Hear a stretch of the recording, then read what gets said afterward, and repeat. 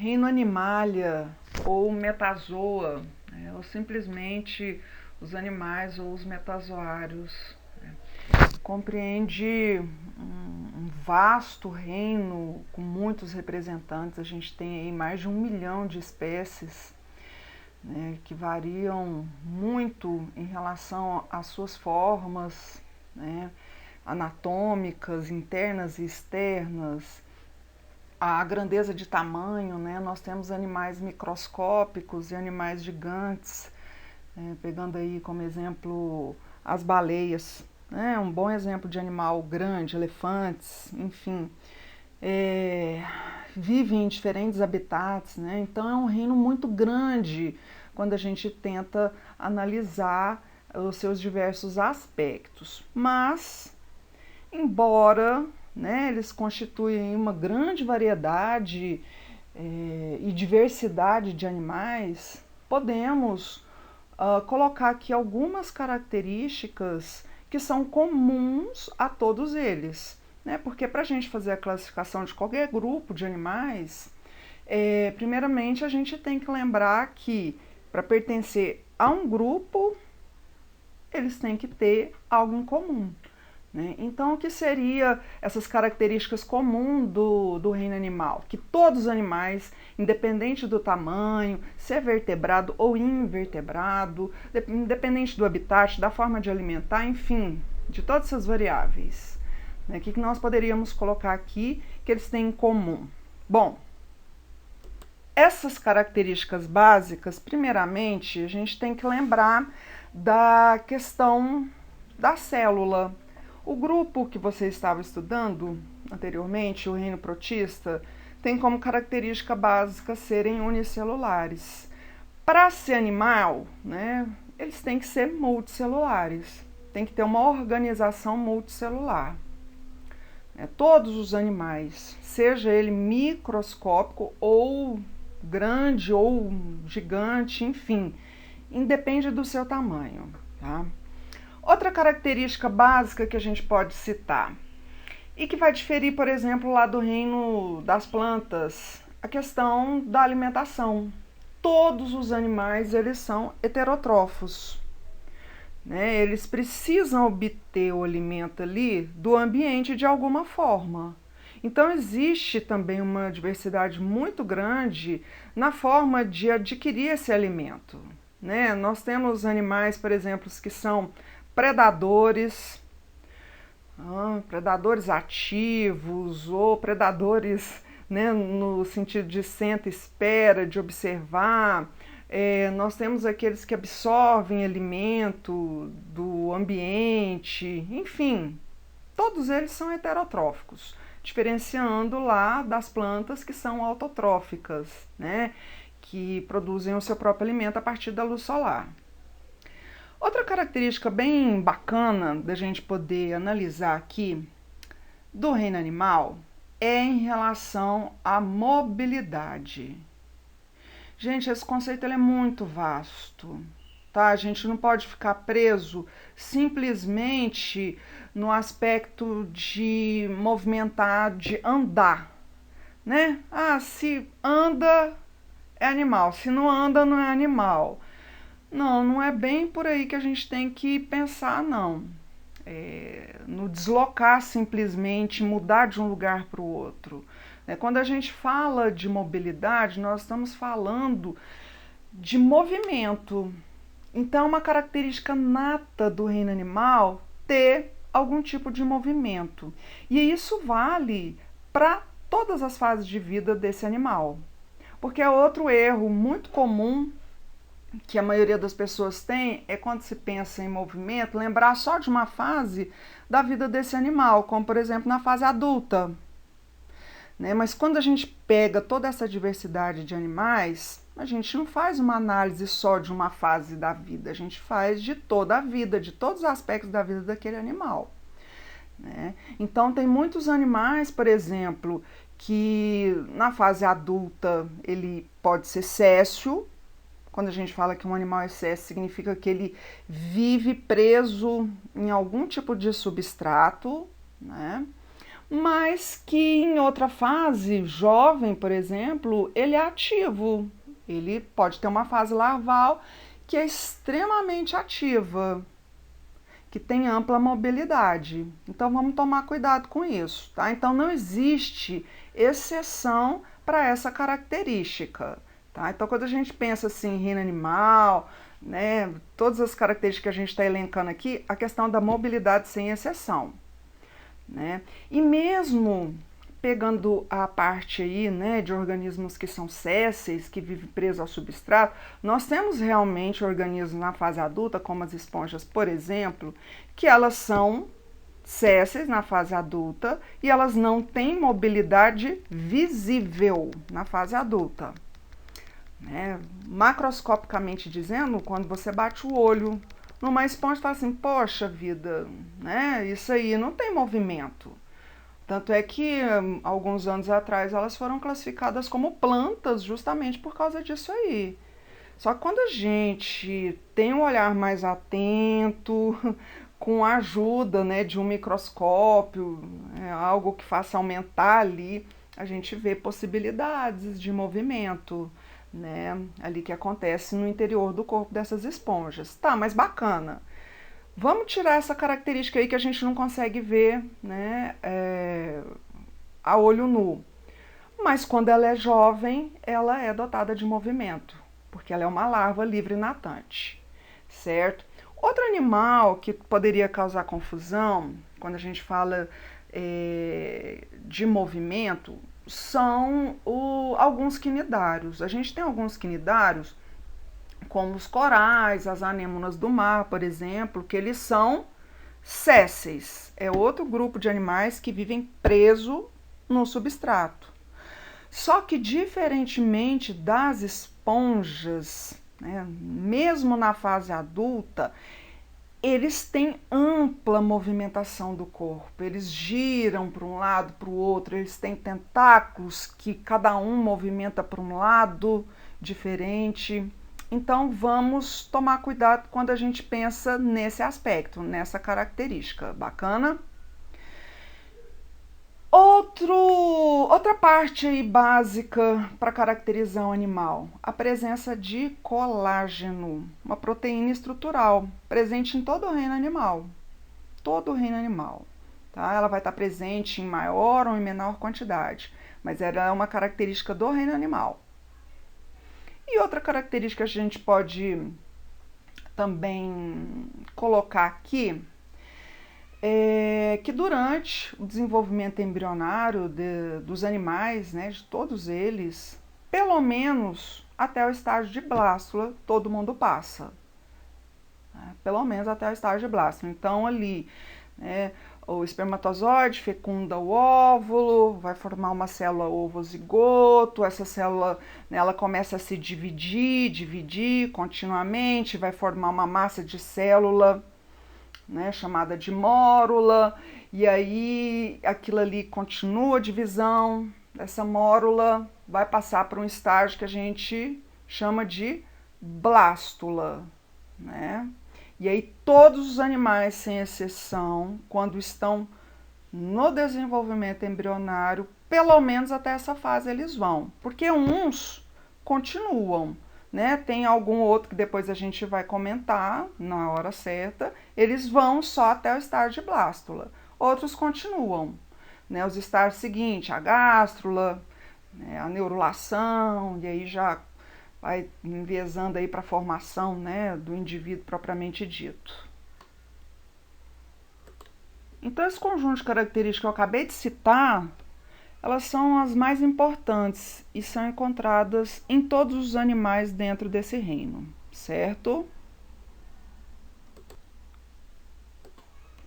Para a gente poder entender a complexidade animal, primeiramente devemos nos questionar, né? Fazermos perguntas tais como: de onde que eles vieram? Como que eles surgiram? Quem são os ancestrais? Né? Porque essas perguntas aqui que eu estou lançando, na verdade, elas já foram feitas há muitos e muitos anos atrás, né? Desde que o homem é homem, que ele começou o estudo, a descobrir as coisas, ele se indaga, né? Porque compreender isso é compreender a existência humana também, né? Como que a gente surgiu no contexto aí, né, de toda a evolução dos metazoários. A maioria dos zoólogos concorda que os metazoários possuem um ancestral comum a partir de alguns organismos unicelulares. Existe uma teoria para isso aí, que nós chamamos de teoria colonial, na qual os metazoas derivam, né, de uma colônia flagelada. Essa é a hipótese clássica, né, e é ainda mais largamente sustentada entre os zoólogos contemporâneos. Então a gente, né, tem a teoria colonial como a mais importante teoria para poder, né, desvendar um pouco, responder um pouco desses questionamentos. Essa teoria sustenta que os metazoários têm como ancestrais os flagelados.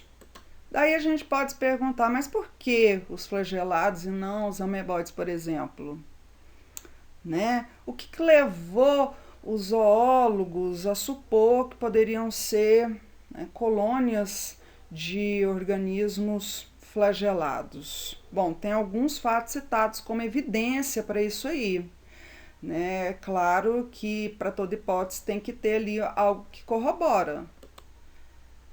Um deles é que os espermatozoides, que são flagelados, ocorrem por todos os metazoa. Gente, isso aí é muito forte, tá? Esse fato aí do espermatozoide em todo o reino animal.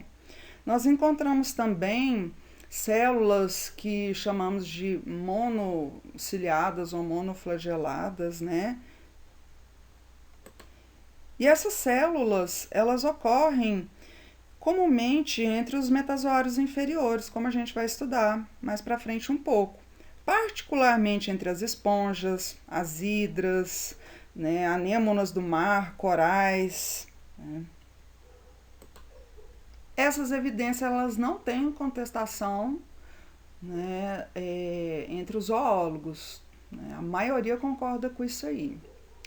Agora, uma outra pergunta que a gente se faz, né? Quem dentro dos flagelados poderiam ser os melhores candidatos a ancestrais? Que são flagelados a gente já sabe porque tem até esses fatos que a gente citou. Mas quem dentro dos flagelados pode ser os ancestrais dos animais? Depois de muito se estudar, né, eles chegaram a um filo de protista flagelado chamado coanoflagelida, ou simplesmente coanoflagelados. E esses apontamentos para esse filo foram feitos através de evidências ultraestruturais. Esse é um pequeno grupo de protozoários monoflagelados e que são semelhantes a algumas células animais, né? Então, são os melhores candidatos. A gente pode encontrar esses organismos vivendo solitariamente no ambiente aquático, marinho ou de água doce, né? Ou em formas coloniais, como mostra a figura. A gente está vendo duas formas coloniais aí, na verdade, de coanoflagelados. Um que se fixa num substrato, né? Então eles têm ali um pedúnculozinho que eles vão se ligando, né? Então é a forma séssil deles. E o outro é a forma colonial livre natante, a figura aí da direita. Tá? Então eles se unem pelo colar de microvírulos, né? E os flagelos ficam batendo e eles ficam à deriva aí no ambiente aquático. As evidências desses animais, desses protozoários serem os ancestrais dos animais, está no fato deles terem mitocôndrias e radículas ciliares muito semelhante a algumas células de animais, como por exemplo uma célula chamada coanócito. né? Então, quando a gente fala de coanócitos coanoflagelados, eles têm uma estrutura anatômica, morfológica, quase que igual. A gente vai ver no próximo slide, né? Você olha uma célula e outra e fala assim, nossa, elas são muito semelhantes. E essa semelhança, ela vai na parte ultraestrutural também, como eu disse, né? Ali as suas mitocôndrias são muito semelhantes. As radículas ciliares que compõem esse colar de microvírus também. Então, eles se tornam aí, né, os mais fortes candidatos ancestrais na evolução do reino animal, certo? Então, aqui a gente tem, né, as duas células, o coanócito e o coanoflagelado. Então, como eu disse, observando uma e outra, elas são muito semelhantes, né? E essa similaridade morfológica não é só em relação ao formato da célula, ela vai na parte ultraestrutural. A gente tem que ter isso bem claro, tá? Então, quando analisamos a morfologia, os aspectos que compõem a mitocôndria de um e outro, bate aí a semelhança também. E as radículas ciliares, esse colar de microvílulos.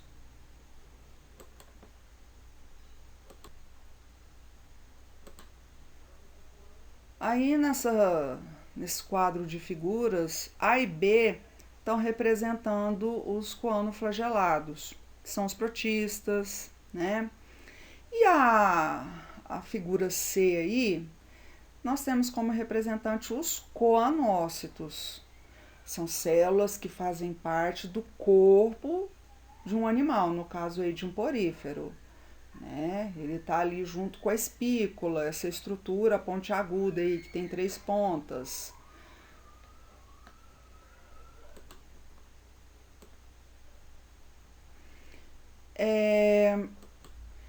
Essa figura, eu poderia até perguntar a vocês, né, se daria para distinguir entre um coanoflagelado ou se seria um coanócito. Bom, agora a gente tem que começar a perceber determinados detalhes, né, do modo de vida, por exemplo, dos coanoflagelados. Como a gente viu anteriormente, alguns sésseis que secretam uma hastezinha. Então a gente está vendo esse coanoflagelado, né? Então ele é um coanoflagelado que está secretando ali no substrato alguma estruturazinha, né? Uma hastezinha que ainda está curta, né? Ele está no modo da figura anterior aí, a letra A, tá certo? Então isso aí é um coanoflagelado.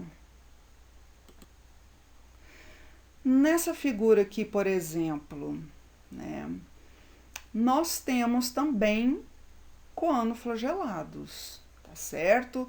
Um grupo de coanoflagelados formando uma colônia, tá? Uma colônia ainda pequena, né, com poucas células, mas olha a disposição dela, né? Então, geralmente, os coanoflagelados, quando vão formar uma colônia livre natante, né, eles se arranjam ali, eles se prendem pelo colar de microvilo, né, que está aí na parte final aí do corpo celular deles. E o flagelo ele fica sempre voltado para o lado de fora.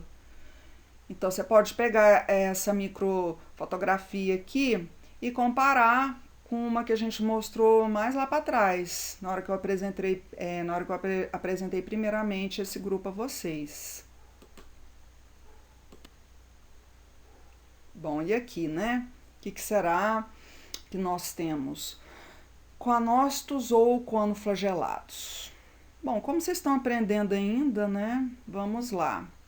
Isso aqui, gente, são coanócitos, né? Olha a disposição, né, da célula em relação à figura anterior, né?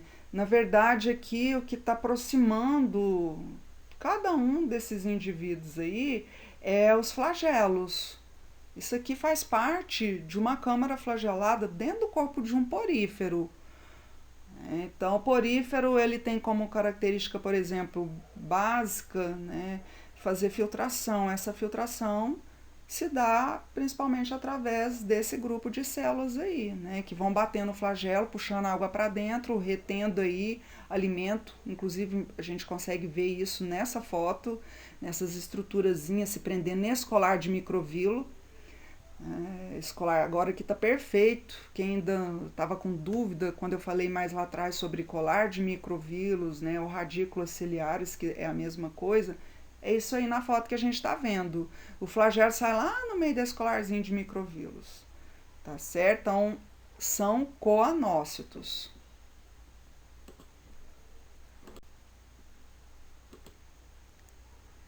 A teoria colonial sustenta que o metazoário ancestral provavelmente ele surgiu de um flagelado colonial oco e esférico, como a gente vê aí na figura.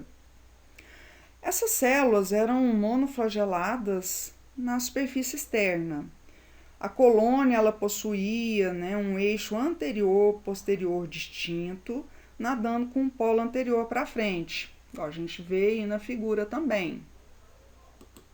Por algum motivo, que não se sabe exatamente qual, né? Pode ser um estímulo do ambiente, uma mutação, enfim.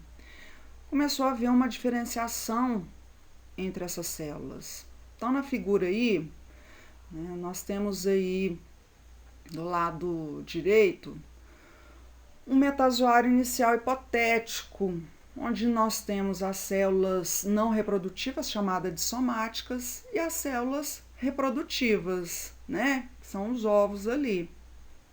Então, a partir disso aí, houve uma mudança no formato do que era uma colônia de organismos unicelulares e passou a ter uma divisão de células que foram se diferenciando cada vez mais. Se a gente desse continuidade nessa figura aí, então surgiram as células reprodutivas, então, né, células que vão fazer a reprodução. Posteriormente, células que se diferenciaram ali na captura de alimento, né, na ingestão e às vezes digestão desse alimento. Então, não dá mais para ser um organismo, uma colônia de organismos, né, unicelulares. Aqui a gente agora já começa a falar de algo que funciona como um organismo mesmo, muito semelhante a de um animal inicial, que nesse caso aí foi chamado de blasteia. E acredita-se que reflita o estágio blastular que ocorre no desenvolvimento de todos os animais.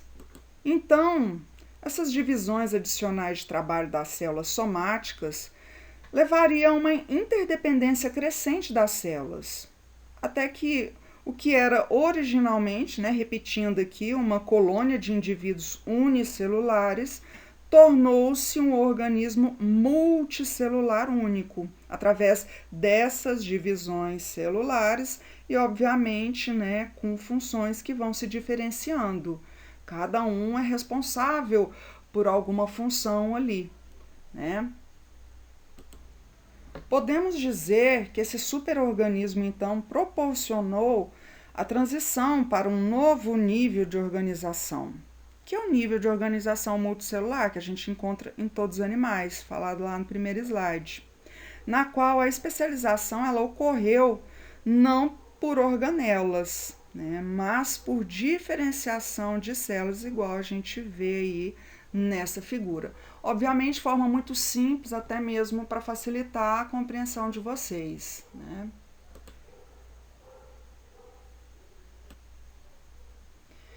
Existem outras teorias, além da teoria colonial, que a gente acabou de estudar? Sim, existem. Embora não sejam as teorias aceitas aí, né, nesse aspecto da evolução dos animais, mas elas existem. E a atividade de vocês é justamente buscar quais são essas outras teorias, falar sobre elas, representar com figuras, né, e montar esse trabalho de acordo lá com as normas, né, que eu deixei disponível para vocês na primeira aula, as normas de estruturação para ficar um trabalho bem feito, bem organizado, certo? Bom trabalho então.